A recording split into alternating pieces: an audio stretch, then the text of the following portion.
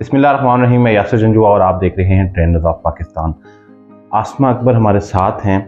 Mental health के हवाले से आज हम इनसे बात करने जा रहे हैं और आपको ऐसी चीज़ों से मुतल्लिक आगाह करेंगे, बल्कि उन लोगों को जो शर्माते हैं लोगों को ये बताते हुए कि वो किसी ज़हनी आर्जे में मुब्तला हैं। अस्सलाम वालेकुम जी। वालेकुम अस्सलाम। असमा, सबसे पहले तो हम जो रिकॉर्डिंग से पहले डिस्कस कर रहे थे और मैंने इंट्रो में वो बात कर दी जी कि लोग शर्माते हैं।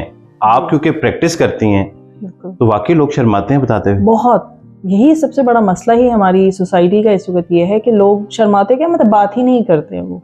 अच्छा। और अगर कोई इस चीज़ को एक्सेप्ट कर ले वो भी इस शाइनेस में आ जाता है, शर्मा जाता है कि मैंने बात नहीं करनी है। उसकी फैमिली से ही वो घबरा जाता है कि जी ये वो कहेंगे मैं पागल हूँ, हालांकि दिस इज नॉट कि जी हम पागल हैं।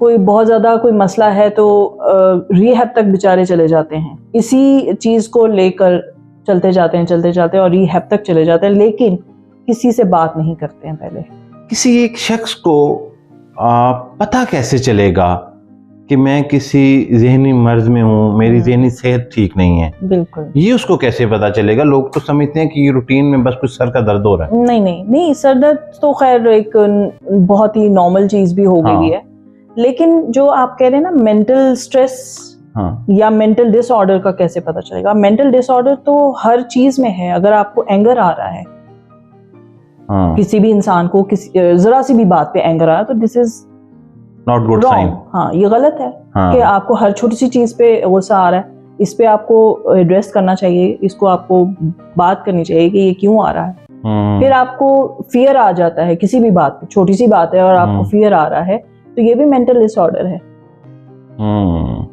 और इस तरह की बहुत सारी चीजें हैं जिसको हम नजरअंदाज कर देते हैं कि जी ये ऐसे ही होगा। अब एक बंदे के बारे में आप सुने, एक बंदे को कहते हैं कि बचपन से ही ऐसा है। हम ये भी तो कह के जस्टिफाई कर देते हैं ना, ये छोटे से गुस्से वाला है, लेकिन इस गुस्से में और उस गुस्से में फर्क होता होगा यकीनन। अच्छा, अब ये दोनों चीजें एक बंदे को पता लगी तो ये तो बड़ा रूटीन मैटर है। मुझे लगता है कि इसकी शिद्दत बढ़ जाती होगी अगर कोई इंसान जो है वो इस बीमारी का शिकार हो गया है, उसको लगता है कि उसकी ज़हनी सेहत ठीक नहीं है और उसको एक्सेप्ट करके उसके साथ जिंदगी गुजारनी शुरू कर दी है। तो ये बढ़ती जाएगी। हाँ। अच्छा, अब एक बंदे को ने आइडेंटिफाई कर लिया, लें वो मान गया, उसने कहा कि आधा काम तो यही हो गया। तो अब जब बंदा मान जाता है तो उसको, आपको क्या लगता है कि फर्स्ट स्टेप क्या लेना चाहिए, उसको क्या करना चाहिए? पहले तो यही बड़ी बात है कि एक्सेप्ट कर लिया उसने, क्योंकि यहाँ तो एक्सेप्टेंस ही नहीं आती है कि नहीं जी मैं तो ऐसा ही हूँ, बस ठीक है। आई मीन, या फिर उनको पता भी नहीं चलता कि वो गुस्से में आ रहे हैं, नहीं अब, या कोई उनको प्रॉब्लम है, उनको पता भी नहीं चलता। तो एक एक्सेप्टेंस आ गई तो आधा काम तो यही हो जाता है कि यार चलो शुक्र है, इसको पता है कि इसके अंदर ये प्रॉब्लम है। उसके बाद उसका फर्स्ट स्टेप जाहिर बात है यही होना चाहिए कि वो इस चीज को कैसे बदल सकता है, इसके बारे में सोचे। उसकी बहुत सारी चीजें हो सकती हैं, जैसे आप किसी से बात करके इस चीज को ठीक कर सकते हैं, या कुछ और चीजें भी जाहिर है खुद को भी पता होता है कि यार मुझे अगर गुस्सा आ रहा है तो मैं चला जाऊं, बाहर चला जाऊं। ये छोटी छोटी चीजें भी इंसान कर सकता है जिसकी वजह से वो चेंज कर सकता है। लेकिन मैं हमेशा ये बात कहती हूँ कि अंडर द कारपेट नहीं करनी चाहिए चीजें। यानी कि आप गंद है तो आप कारपेट उठा के उसके नीचे कर दें तो वो गंद रहेगा और स्मेल आनी भी शुरू हो जाएगी। हाँ जी, बिल्कुल। तो उसको रूट से निकालना चाहिए। और ये जो बचपन से आप कह रहे हैं तो उसकी भी कॉजेज को ढूंढना चाहिए कि क्यों भाई, क्या मतलब बच्चा इस तरह तो नहीं पैदा हुआ ना, उसके भी रूट कॉजेज हैं।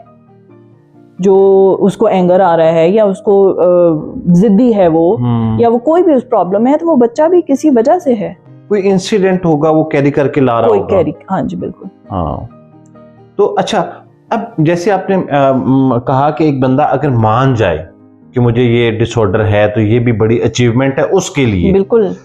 अच्छा, एक शख्स जो है वो कंफ्यूज है, ठीक है, तो वो कहता है अच्छा यार मैं जो है वो, मुझे ये अलामात तो हैं जो आपने बताई हैं, अब ये तो बड़ी रूटीन की हैं, और वो आपके पास पहुंच जाता है, तो आप आइडेंटिफाई कर लेती हैं कि अब ये इस प्रॉब्लम में है या ये रूटीन मैटर है? मतलब एक बंदे को वैसे भी तो गुस्सा आ जाता है ना, ये भी तो फितरी अमल है।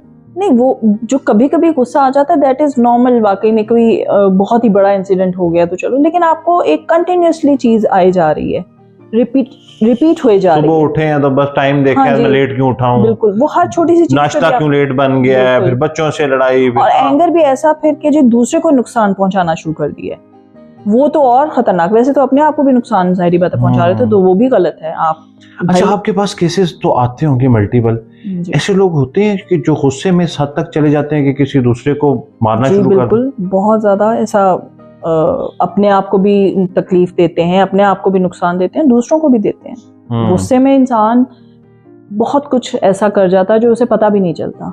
अच्छा, अब आपके पास जब कोई शख्स पहुंच जाता है इस मसले के साथ, तो और सिम्टम्स आपने बता दिए कि ये होंगे, तो फिर आप कैसे उसको इलाज करते हैं, मतलब क्या उसका ट्रीटमेंट? हम माइंड साइंसेस के थ्रू उसका इलाज करते हैं, लाइक उसको कुछ टेक्निक्स बताते हैं। इनके टूल्स होते हैं, माइंड साइंसेस के टूल्स हैं जो उनको बताए जाते हैं। सबसे पहले तो NLP है, जो आप न्यूरल लिंग्विस्टिक प्रोग्रामिंग होती है, कि आप अपने आप से बात क्या कर रहे हैं, आपके इंटरनल कन्वर्सेशन क्या चल रही है। सबसे इम्पोर्टेंट तो वो है। आपके अपने अंदर ही इतने कॉन्फ्लिक्ट्स हो जाते हैं, इतने अंदर ही वो जो आपकी कन्वर्सेशन इतनी नेगेटिव हो जाती है, जिसकी वजह से ये आउटकम है ये निकल रहा होता है। तो सबसे पहले तो आपको अपने आप से बात करना सिखाते हैं, ये बहुत इंपॉर्टेंट है। हम अपने आप से बात तो करते नहीं है, आई मीन कॉन्शियसली नहीं करते हैं। वैसे अगर करते भी हैं, यार पता नहीं क्या हो गया मुझे, पता नहीं मैं पागल हो गया हूँ, या मैं पता नहीं क्या हो गया हूँ, मुझे बस गुस्सा आता है, बस ये बातें करते हैं हम लोग। अच्छा, वैसे ये सेल्फ टॉक जो है ये ठीक चीज है? Self talk is very good. मतलब एक जो कॉन्शियसली करते हैं, जो आप अपने आप को अफर्मेशंस देते हैं, अच्छा, आपके इंटरनल जो भी डायलॉग्स चलते हैं, वो बहुत इंपॉर्टेंट है। वो आपकी जिंदगी बदल सकते हैं, क्योंकि जो आप अपने आप को समझेंगे वही आपकी रियलिटी बनेगी। थॉट है एक्चुअली, हम सब एक थॉट है, कि हम जो अपने बारे में सोचेंगे वही हमारी रियलिटी बन जाएगी। और वैसे कहीं ना कहीं देखें, ये बड़ी खूबसूरत बात कही है आपने कि हमारे दीन में भी ऐसा बिल्कुल है। ये मैं अभी बोलने लगी थी कि ये अल्लाह ताला ने भी कहा है कि मुझसे जैसा गुमान करोगे वैसा ही है मिलेगा। तो हम अपने आप से भी जैसा गुमान करेंगे वैसे ही हमें अपने साथ जिंदगी का रिजल्ट मिलेगा। अब लोगों के ज़हन में आपको पता है कि कौन सा सवाल आया एकदम, जी जी, कितना वक्त लगेगा? हाँ, ये भी बहुत इंपॉर्टेंट है, क्योंकि यहाँ हमारी सोसाइटी में ये भी बहुत प्रॉब्लम है कि जी हम शायद कोई जादू कर देंगे और हाथ रखेंगे और आपको एक दिन एक कोई सेशन देंगे तो आपकी ज़िंदगी ऐसी बदल जाएगी कि बस हो गया काम। तो ऐसा नहीं है। आई मीन समटाइम्स हो भी सकता है, अल्लाह ताला ने अगर वो एक कोई एक मोमेंट रखा हुआ है तो हो सकता है इस तरह भी हो जाए, लेकिन जो बीमारी अंदर चल रही होती है वो टाइम लेती है, उसको टाइम लगता है। ये भी डिपेंड करता है ना कि वो बीमारी कितनी पुरानी है। हाँ। वो कितनी पुरानी बीमारी है। अब आप 40 साल की उम्र में आकर एक चीज को ठीक करना चाहेंगे तो वो 40 साल गुजार चुकी है वो बीमारी आपके अंदर, उसकी रूट्स तो बहुत डीप होंगी।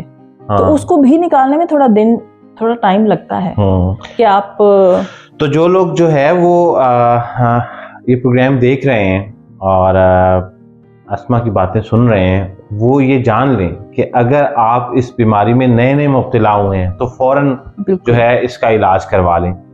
कोई बुराई नहीं है ये मानने में कि आपको देखें, हमारी बॉडी को जैसे कोई प्रॉब्लम होता है वो क्योंकि अपेरेंटली सबको नजर आ रहा होता है तो हम लोग फौरन डॉक्टर से कंसल्ट कर लेते हैं, लेकिन इसके बारे में हम शायद नहीं जाते।